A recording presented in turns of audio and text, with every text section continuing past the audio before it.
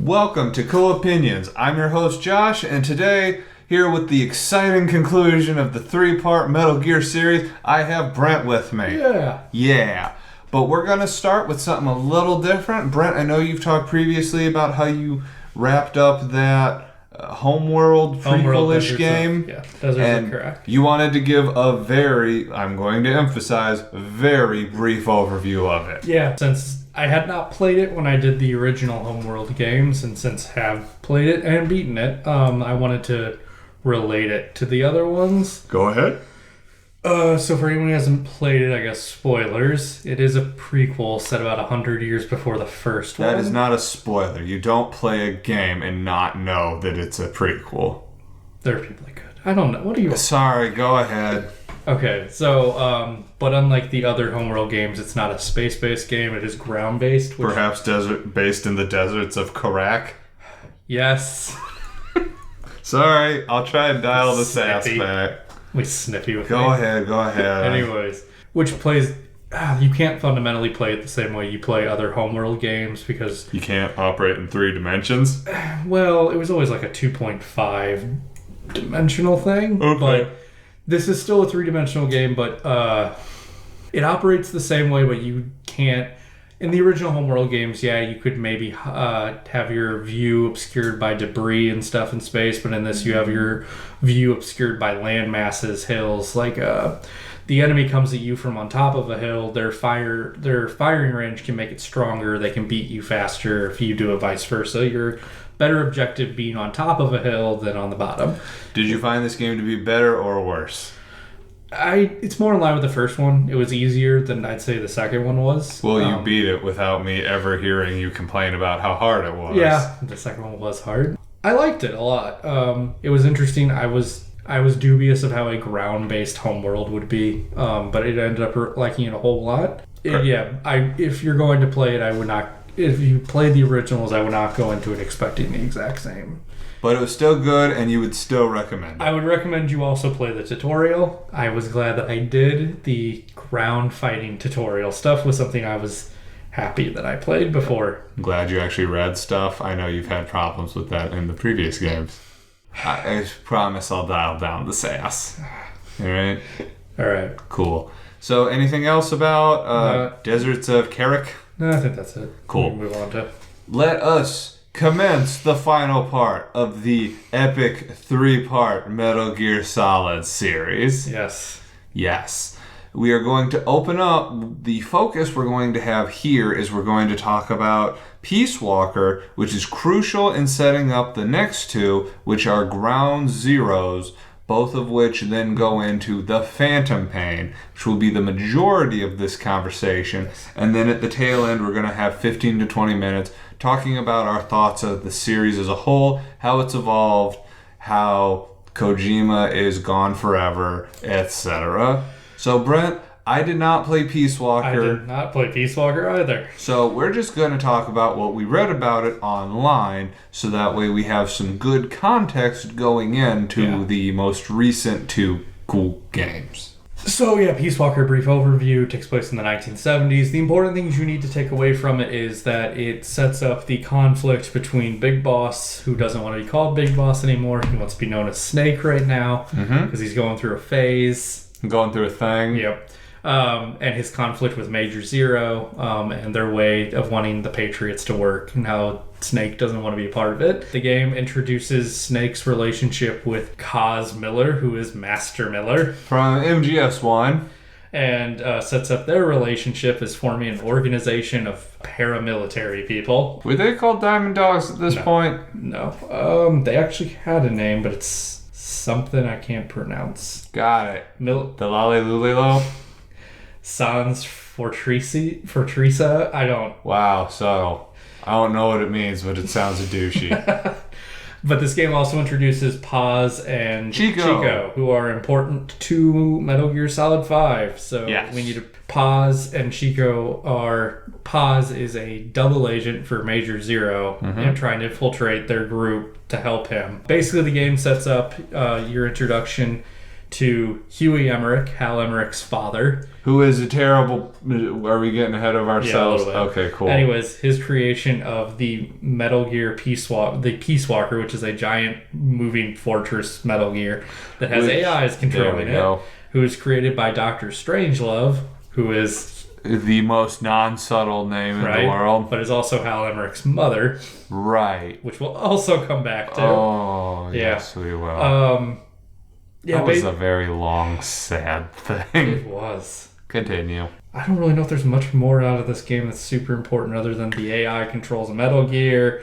They stop it. It just introduces characters. Yeah. It's whatever. Let's go into Ground Zeroes. Now, important detail. Ground Zeroes was basically the first sub-act of Metal Gear Solid 5. Yeah. It was Ground Zeroes and the Phantom Pain. I remember when Ground Zero was announced, I was confused. Because it's set, 10 years before the Phantom Pain? Yeah, so it said 4 years after... It's 1974, so it's 4 years after Peace Walker. And 11 years before... Phantom Pain? 9 years before. 9 years before Phantom Pain. Which we'll get into why it's 9 years before Phantom Pain if these are parts 1 and 2. Ground Zero, I played this one, and again, for the interest of transparency, I had watched somebody else play it. 75. I'm sorry, it's only a year after Peace Walker. Got it. Peace Walker 74. And for the interest of transparency, I watched somebody else play it and absolutely burn through it. The way it was set up, it didn't really interest me. Because it just seemed like a really hard, needlessly complex mission. It was a tutorial. That was harder than the game. Yeah, It imposed restrictions that were not present in the Phantom Pain. Right. Which is weird because having beaten the Phantom Pain, I do want to go back and try to do better at Ground Zeroes. Yeah, I kind of feel the same way, truthfully. So, Ground Zero... Okay, so the basic plot of Ground Zero is you see who is Skullface fly off. You enter the space because you're looking for Paz and Chico, who have gone missing, and they have information and you don't trust them. Right. You find Chico? Which one are we looking for? The one who got hobbled? Paz got hobbled. Chico was the one who had been tortured. Yeah. So Paz is the one we're looking for. The one you find first that you take to the helicopter. Who's got the thing in his chest, which now that I think about it is way darker than I realized. So the whole point of the game is to find them, get them to their helicopters, and get back to your base. Where the subplot is Huey Emmerich has let a UN inspection team on because your group decided to keep the nuclear bomb from Peace Walker because... That was smart. Yeah, because Huey wanted to prove that you guys were not a threat. So he let them onto your super secret ocean base. Anyways, the Ground Zeroes game, we need to not gloss over important things. We need to not gloss over that this showed how they were going to approach the Phantom Pain. It was going to be an open world game where you could approach the objectives in any order you wanted. That it was going to not be linear at all, that it was going to give you basically enough rope to hang yourself with. It was a very different approach to the games. Yeah. And due to the restrictions, they made it a restriction based on what year it was, 1975. But pretty sure in 1983, because you said it was 9 years later, so 1984. Pretty sure that they didn't have the technology for robot hands in 1984. So don't pretend you can't find a better way to extract people other than dragging them all the way back to your helicopter. Yeah. Well, I mean, if we're talking about the whole, what's it actually called? The real Fulton thing? The Fulton hadn't been invented yet, but you know what else wasn't invented in 1984? Wormholes. So, but we'll get on to that. Yeah. Yeah, so it is Paz that blows herself up at the end. She doesn't blow herself up. So you get Chico, and Chico, it's real dark in there. Because he's being kept in a weird dog-like prison area. Well, he's being kept in a cage, but the darkest thing about it, they don't explain it at the time, but for some reason he has a headphone jack in his chest. Yeah. And I just now realized why he has a headphone jack in his chest. And he's also got 2 bolts through his Achilles tendon, so he can't walk. Yeah. And that was dark, because he's a child soldier. Yeah. He's a kid. Now, one thing you can do is that in that same area, there are 5 other hostages. And as a gameplay, you can save them. Right. And you will actually get them in the Phantom Pain. So you can rescue all of them, which if you're me, you had to play this weird game of leapfrog with them because you could only carry one at a time. So to get them to the helicopter point and not get seen, you have to move them, take one to here, run back, grab the next one, take them all to the next point. And you couldn't just move one to the helicopter and come back and move another to the helicopter. Well, not with the fear of them not finding them, so got it. You got to stay close enough. Why couldn't you just leave the others in the cage and then come back? Because they could still discover you took the other one. Whatever. Anyways, the big thing about that, in addition to... So, when you get back to your... What do they call it? Mother base? Yeah, I think it was Mother Base. Mother Base at that point. And it turns out, oh no, the UN inspection team's actually being led by Skullface, who's destroying everything. And there's a big... So, the explosion from Chico happens after that, right? Yeah. So... As you're going along... It's paused, by the way, that explodes. Yeah, it's paused that explodes. Really? I thought... Oh, okay. Chico seems like it should be the female, because Chico. Right. And so they remove the first bomb from her abdomen, which is gross. And then they go, there's another one. And it's in a grosser spot. And she throws herself out the helicopter. Boom, explosion, shrapnel. Lots of people take a hit. And that's where Ground Zero ends. That's where Ground Zero ends. I'll be frank with you, I was not looking forward to the Phantom Pain after Ground Zero. Ground Zero did nothing for me. I'm not even sure I got it as a gift. I got Phantom Pain as a gift. For free. Well, Ground Zero, Ground Zero, we got for free. But Phantom Pain I got as a gift for Christmas in 2015. And you beat it. Let's move forward a little bit. You beat it. You sunk 80 hours into it, and you go... So well over 80 hours. You need to play this game because we need to talk about it in a podcast. And I go, I get to it when I get to it. Come on. So I played through it, and shockingly, by the end of it, this gameplay-wise, bar none, and on some levels, character-wise, this was my favorite game. The story was awful. The Skullface story was terrible. It was, if you can discount all of that part of the story, then it's great, which is 66% of the story. So, take that as you may. But it does set up a very strong point of conflict near the end of the game. But I'm getting ahead of myself. You come to, in 1984, in a hospital, and... You're listening to The Man Who Stole the World. Yeah, not unironically. But you wake up, and they show you your face, and you're like, oh yeah, you don't look great, so pick what face you're gonna have. And... then someone tries to kill you because everybody's trying to kill you, and the whole thing gets set on fire as you're trying to leave some crazy fireman and floating child. Now, who bears a shocking resemblance to Colonel Hogan from Metal Gear Solid 3. The fireman, it's amazing because when they showed this game, The Phantom Pain, at E3 in 2013? I think it was like 2012. Okay, it was a long time ago. Everybody said, that looks like Fire Vulcan and Baby Mantis. And they're like, this looks like a Metal Gear Solid game, and they're like, no, it's not. It's 100% not. Let's have this guy who's obviously not Hideo Kojima come out in what's obviously not a wig. Do you remember that? I do not remember that. We're gonna pause this for just a brief moment. Okay, we're back. Now, I have not shown Brent this picture yet because I want this to be captured. When they showed that Phantom Pain trailer, he came out like this.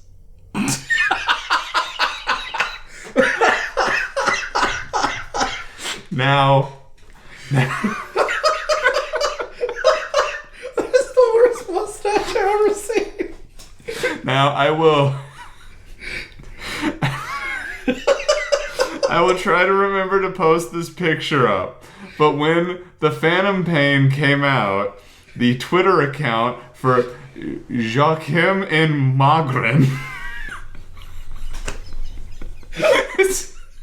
It's Kojima in a white wig with a white and a horseshoe mustache.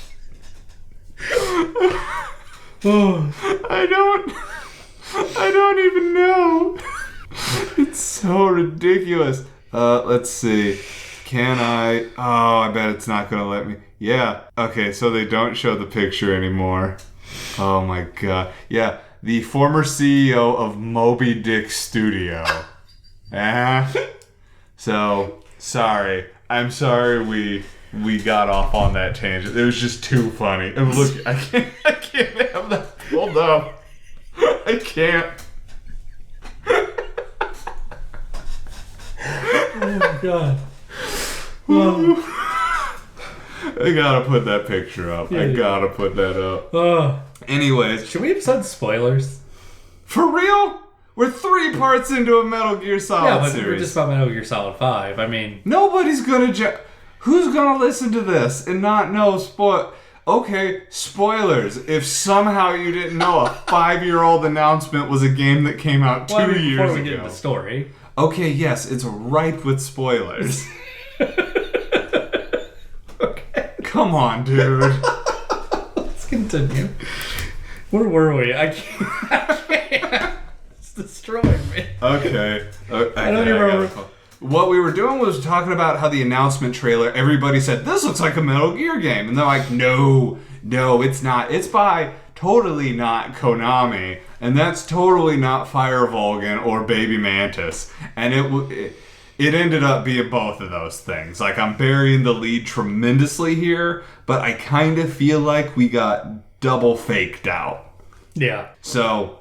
I don't know what the beats of the story you want to go on, but in The Phantom Pain, your goal is to basically take down Skullface for the first 2/3 of this game. You want revenge? You want revenge. Ocelot helps you after you escape the hospital. Well, first you escape the hospital with the help of a mysterious stranger who gets you through, who sounds a lot like yourself. Yeah, it's so weird. Who are both voiced by Kiefer Sutherland. Yeah. Because David Hayter. Oh. Not a lot of love lost there. No. So, after you leave, Ocelot helps you, gets you on a boat, and you guys head to Afghanistan where you go to rescue Miller, who's being held captive by Soviets. Fun fact, and this was one of the things that helped show how they were taking a different approach in this game. If you took too long to save Miller, it was a long time, like 3 days, you would get in there, take the bag off his head, and he would fall over dead. Yeah, he could die if you took too long. I did not know that. Yeah, it sounds real dark, too. But anyways, so you save Miller with the intention of building back up Mother Base so you can get your revenge on Skullface because you were a very strong leader. Yeah. All your men loved you. So you set up Diamond Dogs and people start flocking to work with the great Big Boss. Because you are a legend. I think... Ocelot's exact words, go forth and let the legend be reborn at the very beginning of the game. Yeah. So you go off, first you find, while you're searching you do a ton of side ops and missions, you find your dog that becomes DD. Yeah, Diamond Dog! Who is an adorable puppy. He's an adorable puppy, and this is a good opportunity that they allow you, when you go out on missions, you can choose your loadout. Yeah. Your loadout can be comprised of your weapons, your vehicle, and your buddy.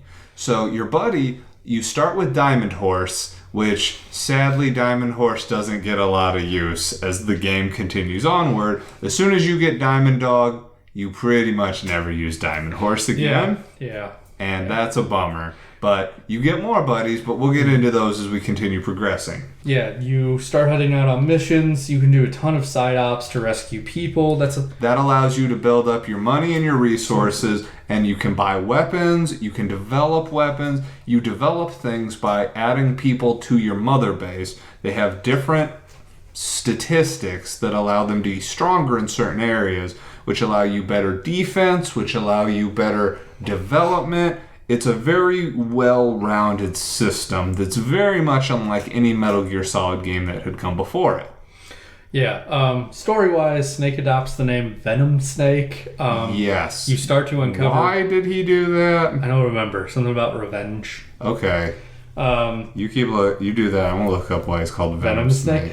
So as you go over the course of the missions, you're sent on a series of missions. The story missions involve a ton of weird things going on because the game, much like Metal Gear Solid 3, does a lot of historical fun things. Since it's 1985, the game takes place during the Soviet invasion of Afghanistan. So there are two sides fighting, the Soviets and the Afghani people, and you get to be right in the middle of it. One of the interesting things is one of your side quests throughout the game is you have to get people who have different skills, interpreter-wise, so you can understand the languages, which is an interesting thing to note because it's very possible everyone in Metal Gear Solid 3 was very much speaking Russian. So I'm not finding an easy definition for why, and I swear to God I will try not to make this a thing. But when I looked up why is he called Venom Snake, pulled up a picture of Punished Harambe, a Fallen Legend. And it's a picture of Harambe with the little prosthetic arm. He's got the eye patch. Yeah. You're taking us off on a lot of tangents. I am, and I apologize for that. But it does help remind some of the things like the Phantom. They call it the Phantom Pain, and we completely glossed over the fact you don't have your arm and you have shrapnel stuck in your head, which a lot of big ass horn. Yeah, you're like, why? And people ask, they're like, why is shrapnel stuck in your head? Why is it not in any of the other games? Yeah. Like, there is a glaring plot hole here for some reason. Over the course of the game, you get a robotic arm, which gameplay-wise, you get to upgrade to do a lot of nifty things. I guess the next thing one of the next big things you do is you encounter Quiet. Quiet is my bae. So... Quiet, I don't think this is a spoiler because I think an astute person would have noticed this. When you encounter Quiet, she is she's crazy strong and powerful and fast and all that jibber jab. But it's the person who tried to originally kill you in the hospital. And she's a super competent sniper. And it's not the first time you're introduced to her, but shortly thereafter you get into a sniper battle with her that's nowhere near as intense as any of the previous sniper battles. But did you already touch on the skulls? I have not. I was actually going to get into that soon. Okay, we got to touch the skulls before. Okay, so one of the missions you go on, there's an interesting thing where some native Afghanis keep talking about something weird. You go after this Soviet base where they're holding these Afghanis hostage. When you get in there, the deeper you get in, weirder people are. They have this blue stuff coming off of them. They're acting all weird. And after you rescue the Afghani to try and ask him, just before you get on the helicopter, you walk outside. The entire place is filled with mist, and these 3 to 4 weirdly strong, weirdly fast guys show up. They move all jerky. They move real fast. They're crazy powerful. It turns out they're a group called the Skulls. And that's basically their way of putting wacky bosses in this game without having wacky bosses in this game. They're supposed to be skull faces like Private Guard. Yes, and we'll get around to it. Yeah, we need to get to the Native American. Okay.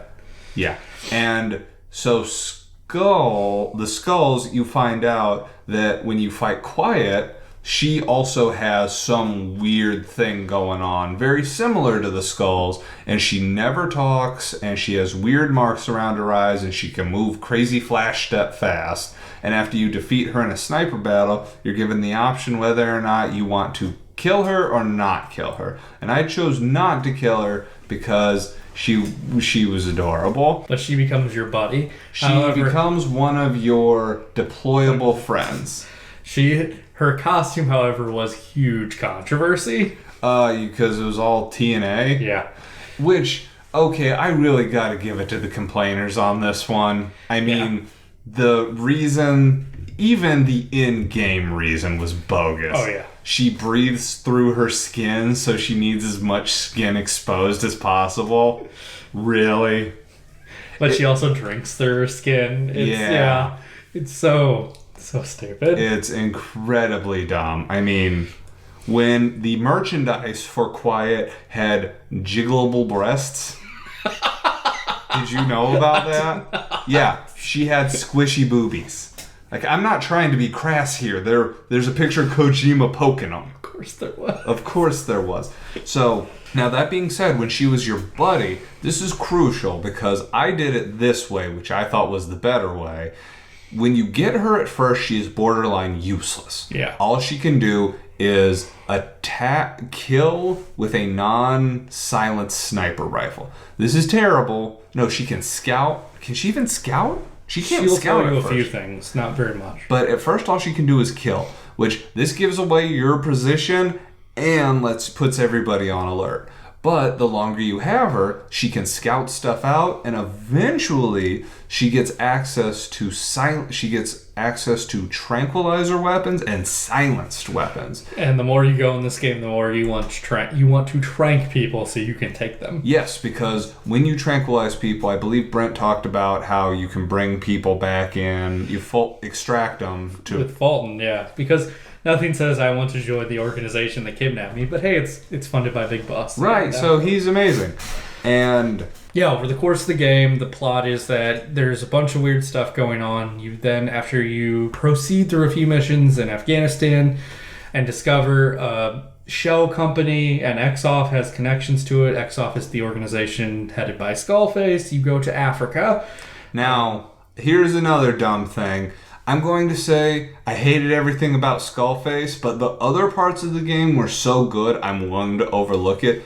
Exoff is XOF. They literally just turned Fox around. The logo is just Fox. There's actually there's an attempted explanation for that in one of the recordings. Whatever. It's because it was Major Zero's Super Black Ops. For everything that Snake did in Fox, these people were there to cover up the murders. Yeah. Okay. Anyways, you do find Hal Emmerich, or Huey Emmerich. I'm sorry, Hal Emmerich's father, which it might as well be. There was one thing Ryan said. Our friend Ryan. I was talking about it with him. I made some joke about that, and he goes, "Well, they had merchandise to move for Hal Emmerich. They had to figure out a way to keep moving it somehow." Yeah, well, they couldn't have picked a worse person. I never liked Hal, but Huey takes the cake. The people I despise. Yeah, and we'll get to that. So while you're in Africa, you discover you're asked to shut down a water treatment plant. Yes. Where you then discover all these bodies in the water. Yes. Filled with legions. You then proceed through and discover a town that's like ghost town. These people are acting like they're acting zombie-like is the best way, because we needed that in this game. Of course we did. And they also have the blue stuff coming off of them. You're then informed about something that keeps happening, some kind of ethnic cleansing. Ugh. So you're sent to find Skullface's hideout, and while you're there, you find the man behind it, who is Code Talker, who is the Navajo guide who taught Skullface about the stuff that makes them. And I guess this is where we explain what's going on. So at this point, he talks about how he developed a little parasite that somehow propagates based on language. Had we already got to the part with the breeding ground? Does that come next? I think that, it's around here. Okay, so somewhere around here, you infiltrate an area, you're supposed to find out what all's being produced, and there's rows upon rows of people who have earbuds jammed into their throats. It's training the parasites to propagate based on the language. While you're there, however, Skullface shows up, he does something with one of the patients, then he hears you, he runs out, and then Flame Dude shows back up. The man on fire shows up, and you have to keep him away for so long or something. And then the way you beat him is by shooting a water tower and dropping a whole bunch of water on him. Yeah.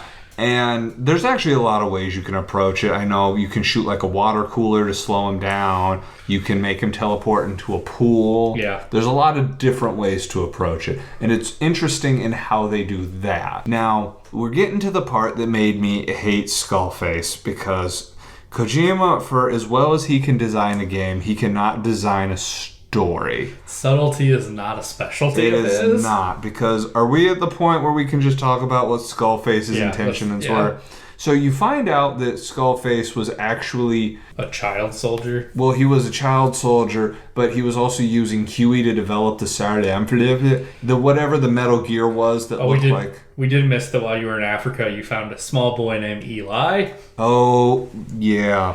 So I didn't think we'd miss that yet. Just at some point they say, there's a bunch of child soldiers. You need to go stop them. And find the white rhino. The white mamba. Mamba, there we go. And some little white kid is leading some child soldiers, and he looks real familiar to anybody who played Metal Gear Solid 1. Anyways, he gets taken back to the base, and you find out that Skullface is developing this Metal Gear Salamflurus, which looks like Metal Gear Rex wanted to be Metal Gear Ray to me. It's got hands, but it looks like Metal Gear Rex. Yeah. Yeah. And it turns out what Skullface was trying to do was use this little language parasite to kill anybody who spoke English. Because English was the unifying language of the world or some ridiculous nonsense, and he wanted the unifying weapon of the world to be nukes. He wanted the language of the world to be nukes. Oh my god. I mean, it's so dorkily heavy-handed. And yeah, it's not. And we're missing some small details like Baby, they don't ever give him a name, I think. I think they call him like Tretsniev or something. The little floating psychic child. Yeah, because they never really know who he is. But the main plot is resolved because the game is split up into two parts. Part 1 and Part 2. So, as you are near the end of this Skullface thing, because Eli ends up hijacking the Metal Gear. But you don't know that, though. I thought he got it. So that's Part 2. So in part one, your final battle after the psychic guy. In part 1, in the final battle, the Salamflurus, the Snuffleupagus, it attacks you. But it's hijacked by Psychic Kid because Psychic Kid always carries out the motivations of the person most strongly driven near them. So you have this fight, which sucks. It is not a good fight. It is one of the worst Metal Gear. It is hard. That's the final boss battle. Afterwards, Skullface. He is trapped. Skullface is trapped underneath some metal, and Huey shoots him. Okay. Well, I guess it depends. You can shoot him yourself, can't you? So he's trapped under metal. And Miller has his gun. He grabs Skullface's gun, which is an old-timey, like, one-shot or something. And you make the call whether or not to shoot him. And if you don't shoot him, Miller takes the gun and blows off his leg that Miller lost. And he blows off his arm that Snake lost. And he goes, "You will feel the pain of your lost limbs forever." And you walk away and you feel justified, not because that you got revenge, but because you got justice. And then Huey, the worthless turd he is, who has done nothing up to this point to be a coward, runs up and shoots him in the head as he's sitting there in agony. He's like, "I did it! I stopped Skullface!" I hate you, Huey. I hate you so much. Now, if there was one benefit to Skullface, it was the fact that that super dramatic Sins of the Father song is completely wasted on a Jeep ride to go see the new Metal Gear. Do you remember that? Yeah. It's amazing. So that's the end of part 1, which is essentially worthless to me. It sets up some important details for part 2, and that's what the future is going to be for Diamond Dogs. See, that's the thing. The part 1 has the more cohesive narrative. Yeah, kind of. Just sucks. It sucks. Yeah. There's so many things I wish they could have done differently. Yeah, like it not be dumb. Yeah, I hated the Parasite so much. The Parasite was so terrible. But the second part is so strong, I don't care. Yeah. If there's one redeeming quality of this game, the second part and all the character stuff, Quiet, Eli. Yes. Even for the Parasite, So the Parasite creates an incredibly strong moment when there is a heinous outbreak on Mother Base after you've identified that all the people on Mother Base in the first part were being affected based on the Kakongo. Yeah. Then you knew it was a language-based thing, and you keep it isolated enough that you know it's not going to be an issue, and then boom, outbreak on Mother Base. Which leads to they lose control of their quarantine barge, and you have to go into it. And it's this weird, creepy, Resident Evil style, dead bodies and people freaking out everywhere. And this was an interesting thing to me because at first I thought it was going to be a survival horror thing. Then I realized nobody was attacking me and like nobody approached. And as you go to near where you think patient 0 is, you have these goggles that let you see if anybody's been infected. And nobody's really been infected up until you get to patient 0. And they're speculating the whole time you go up there. They go, well, we think that it's based on what the fungus thing. Yeah, you don't have the goggles yet. You get them from. Oh, you get them from that guy. Yeah. So you get up to the very top of the door that opens to the outside. Yes. And they go, if he gets outside, he is going to kill himself, and then seagulls will eat him, and they will spread it everywhere. And after he tells you what happens and hands you the goggles, he kills himself, by shooting his head off. And just as you're about to do that, suddenly a bunch of people start storming up the... Yes, they try to run outside. So they are making no move toward you, but you know if they get outside, they're going to start the end of the world. So you have to kill these 5 or however many guys before they can get outside. Which it's not hard, it just makes you feel bad. What makes you feel worse is when you take these goggles and you're told, if anybody's showing signs of infection, you have to kill them. Yeah. And as you go through, every living person in there has signs of infection. There's 2 points where this is the worst thing. The first point, Brent, you want to do this? So you find a storage room, and you walk in and all these guys are complaining because they don't know what's wrong and they think they should kill themselves and they're afraid. And you open the door and they start freaking out. And they're like, no, if we have to die, we have to die like this. And they start saluting you to the Metal Gear Solid. Yeah, they start humming the Peace Walker version, which may be the most patriotic version of this song I have ever heard. So as they're saluting you and facing death with dignity, because they know their hero deemed this is how it has to be, you just pop.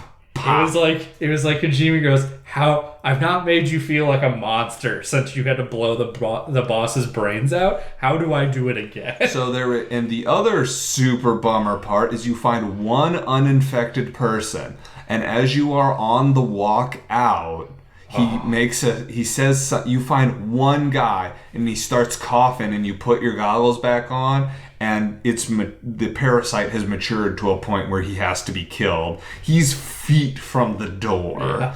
And to emphasize how terrible this is for the boss, it shows a flash of you as Demon Boss, where your face is blood red and you have the demon thing and the horn's enormous. And it's just a huge bummer, and Huey's freaking out. He's like, You're a monster. You're a monster. Big Boss would never do this. You're not Big Boss. You would never, da-da-da-da-da. And I think it's about this point you find out that Huey did some heinous stuff. Yeah, so when you first picked up Huey, you question a lot of things. You go back to the place where you picked him up from several times, and you find an AI pod. You bring the AI pod back, and Huey and Miller don't get along for most of the game. They spend most of it complaining. And even Ocelot thinks Huey's up to some stuff, but of course he also thinks Miller's overreacting to just about everything that goes on. You then discover that Huey had Strangelove. She came to him to help him after Skullface took him captive. He forced Strangelove into the pod, where she then suffocated to death. Yeah, well, this was after she gave birth to their son. Their kid, who he used to test one of the Metal Gears. Yeah.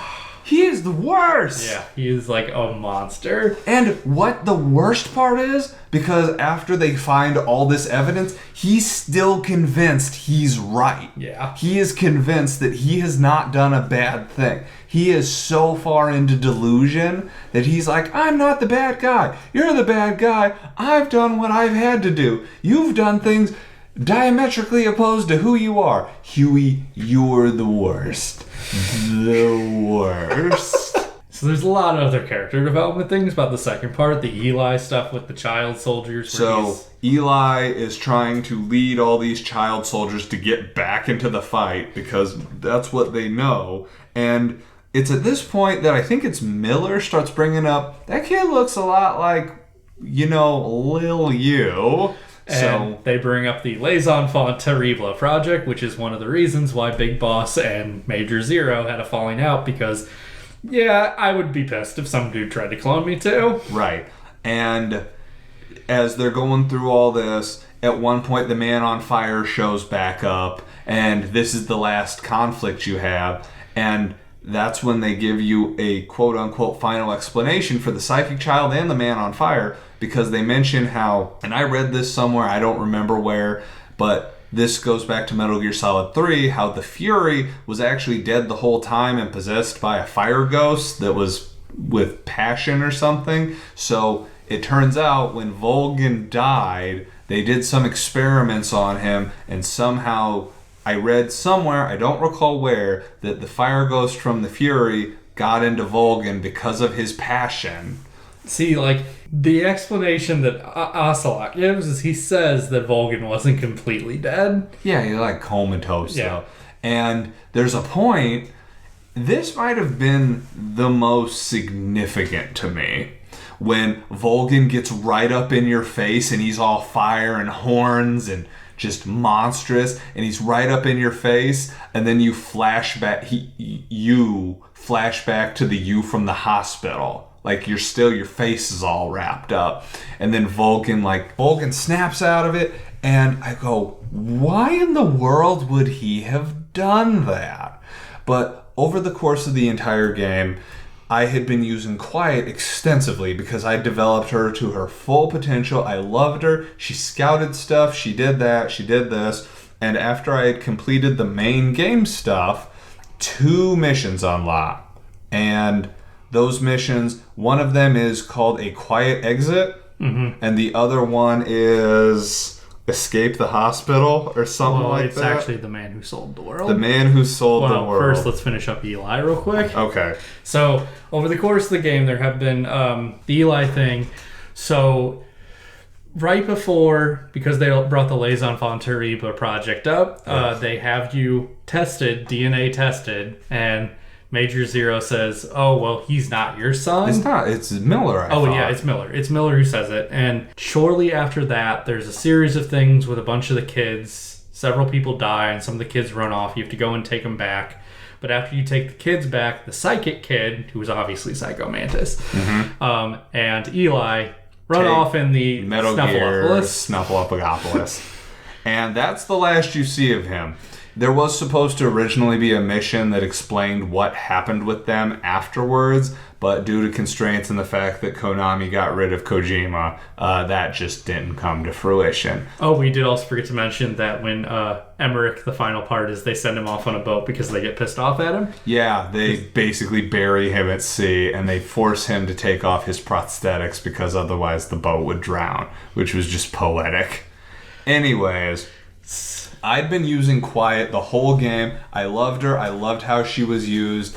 And one of the things they said was she could have broken out from her containment at any point after you beat her in the sniper fight, but she just chose not to.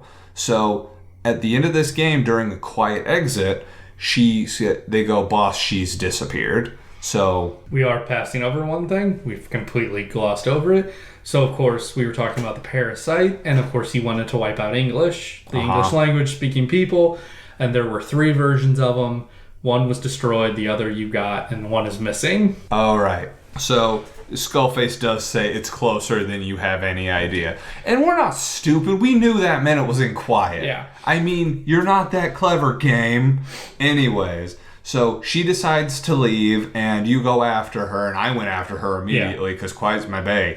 And it was at this point was awesome to me because 2 things happened here. One, it justified her whole not wearing any clothes thing, because it shows some Russian guys got a hold of her and were torturing her to try and get information out of her. And this part's dark because they go to dunk her head in the water and she passes out because she's in full body clothing and can't breathe. And you hear them pull her pants down and you know where it's going, but when they expose her to air, she can breathe again, and she goes full crazy. And it's amazing because this is one of the best choreographed things ever. She lays waste to a whole battalion. Like, she grabs her huge 50 cal sniper rifle and just goes ape. It's amazing. And then after you rescue her, you have to have the whole thing where you hold off an entire battalion that of soldiers. Sucked. Yeah, that was hard. Yeah. But at the end of it, and it feels like first you got that during the sandstorm, you guys limp off because... Well, that's what I was going to say. Was at the end of the fight, you guys have to kind of go off and because they're still coming after you. So you have to go away, and Snake gets bitten. Yeah, by a snake. By a venomous snake. Quiet is trying to talk to the helicopter operator through the radio, and the only language that she can speak without putting other people at risk is Cherokee, Navajo, some Indian Native American language. And the guy doesn't speak Navajo because no human speaks Navajo who's not a Navajo. And she has to speak English, which is her thing. When she says that, it triggers and it's going to kill her, and that means it becomes active and can propagate. So that's bad news bears. But that means that she cares enough about you that she throws her life away so you can be saved. And when they find you, she runs off. And I will put my opinion at the end of this. She runs off. You ask, where's Quiet? Nobody knows. You follow her footsteps up to a tree, and she leaves a recorded audio for you. The only time you hear her speak, where she explains all of her motivation, and she talks about how much she respected you and how important you were to her, and how she hopes she gets to see you on the other side. And I almost laid down and cried. Like, this was rough. They had developed her in such a way that she was super important to me gameplay wise. Yeah. This wasn't like a waifu thing. This was a character who had been developed through the course of using her. Not using her, working with her. And you developed a mutual respect because she was super good at what she did. And you really wanted her along. And she was around all the time. And they took her from you. They took her from you, Brent. And she died. The worst. Oh. But then, are you tearing up over there? A little bit. Okay. It did make me super sad, like, just thinking about it. But we're starting to come up close on the end. So the man who sold the world? So the man who sold the world, that you do the first mission again, except you find out there was some very selective storytelling in there. There was. Specifically, two big things change to me. One, at the beginning, you see them cart in Big Boss on a stretcher, and they're like, okay, what's the damage, da-da-da, he's had this. And then they turn to the camera, and they go, well, what's his deal? He got shrapnel in his head. Boom! And that's when you find out the face you made at the beginning of the game, that wasn't who they wanted to turn you into, it's who you used to be. So the thing you find out at the beginning, you are not Big Boss. The pictures they showed you at the beginning of the game, you were one of his best regarded medics. You are not Big Boss. You are, in fact, the medic at the end of Ground Zero who was trying to save Paz. Yes. And then you find out at the end of The Man Who Sold the World that Ocelot was going to willingly brainwash himself to think that this guy was Big Boss for a long time and support him. And the idea being that Big Boss is more important than just a person. He is an idea that needs to carry on. And if you go back to Mother Base after that mission, people seem to have found out that you're not actually Big Boss. But you have been such a good leader that they're still willing to follow you. And that was one of those things, you kind of saw it coming after a certain There's point. a lot of hints throughout the entire game where people go, this isn't This isn't like you. The fact you didn't speak Russian was one of the first things that hit me. Yeah. Besides the shrapnel piece, which was the biggest what the... But the game... Even that's still weird. We'll get into that in a second. The game ends with you listening to the Man Who Sold the World tape, and then you flip it over, and it's Big Boss telling Venom Snake, "You're one of my best. Here are the plan." It's set hours before the first Metal Gear game. Yeah. And meaning the Big Boss who died in Metal Gear was not Big Boss. It was Venom Snake. Which just makes so many things.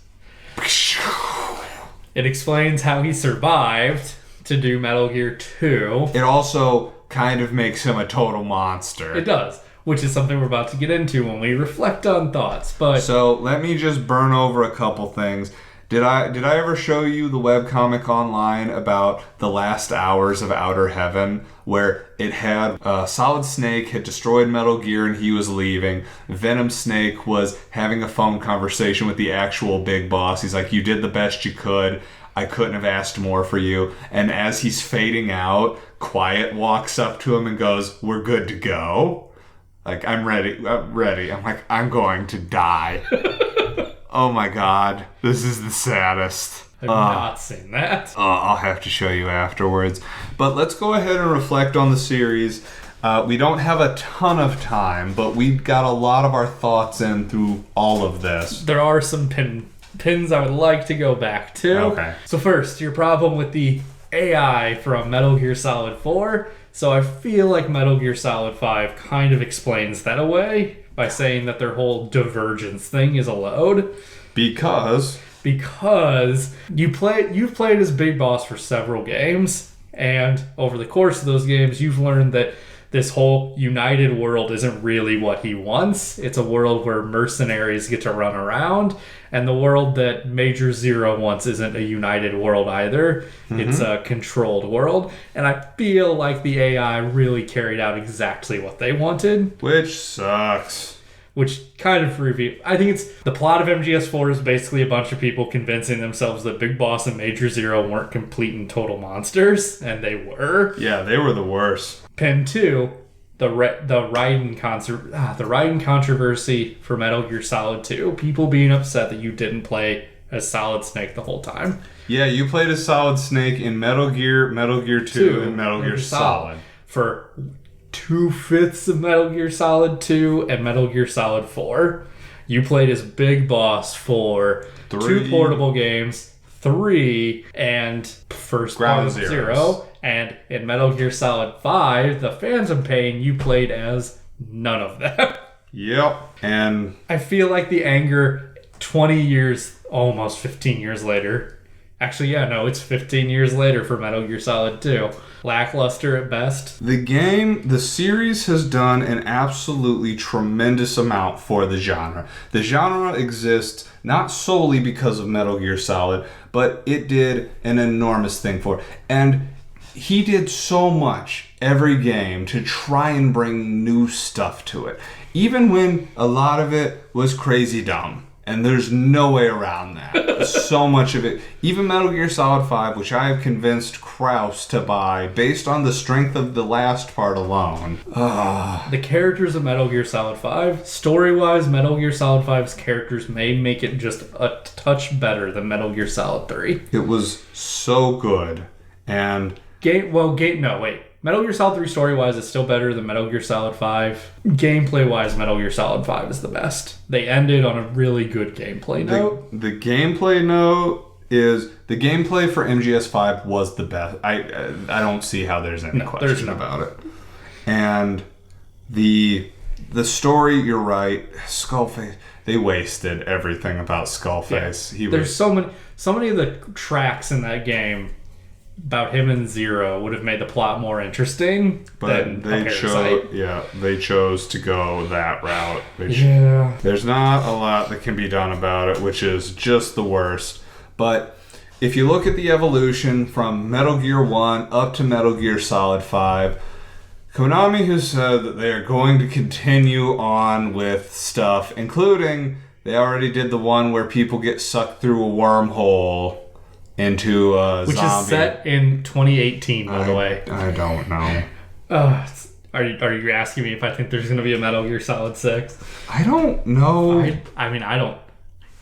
Unless Metal Gear Solid 6 is a fully interactive pachinko machine.